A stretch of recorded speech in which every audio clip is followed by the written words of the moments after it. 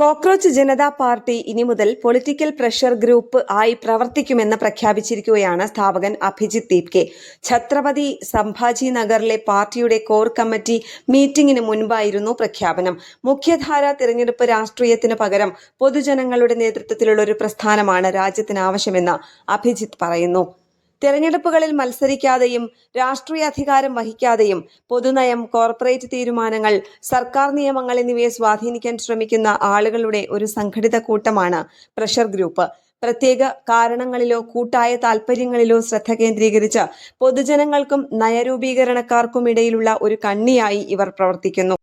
സർക്കാരുകളിൽ സമ്മർദ്ദം ചെലുത്താൻ ഏറെ ഫലപ്രദമായവയാണ് പ്രഷർ ഗ്രൂപ്പുകൾ. അവർ നിയമങ്ങൾ വിജയകരമായി മാറ്റുകയും കോർപ്പറേറ്റ് ഉത്തരവാദിത്വം നടപ്പിലാക്കുകയും ദേശീയ നയം മാറ്റുകയും ചെയ്യുന്നു. ലക്ഷ്യങ്ങളെയും രാഷ്ട്രീയ സാഹചര്യങ്ങളെയും അടിസ്ഥാനമാക്കിയാണ് പ്രഷർ ഗ്രൂപ്പുകൾ പ്രവർത്തിക്കുക. ഇതിനായി വിവിധ മാർഗങ്ങൾ വിനിയോഗിക്കുകയും ചെയ്യും.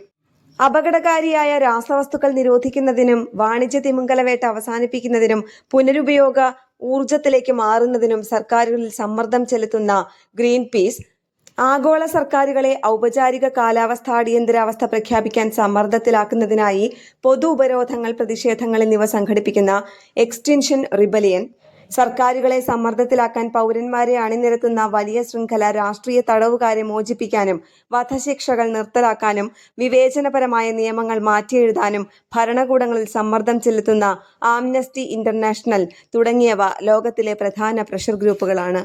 GD ബിർള അടക്കമുള്ള നേതാക്കളുടെ കീഴിൽ 1927 സ്ഥാപിതമായ federation of Indian chambers of commerce and industry, 1936 സ്ഥാപിതമായ അഖിലേന്ത്യാ കിസാൻ സഭ, 1920 സ്ഥാപിതമായ അഖിലേന്ത്യാ ട്രേഡ് യൂണിയൻ കോൺഗ്രസ്, 1970കളിലെ ചിപ്കോ പ്രസ്ഥാനം, നർമ്മദ ബചാവോ ആന്തോളൻ തുടങ്ങിയവ സമ്മർദ്ദ ഗ്രൂപ്പുകളായി പ്രവർത്തിച്ചവയാണ്.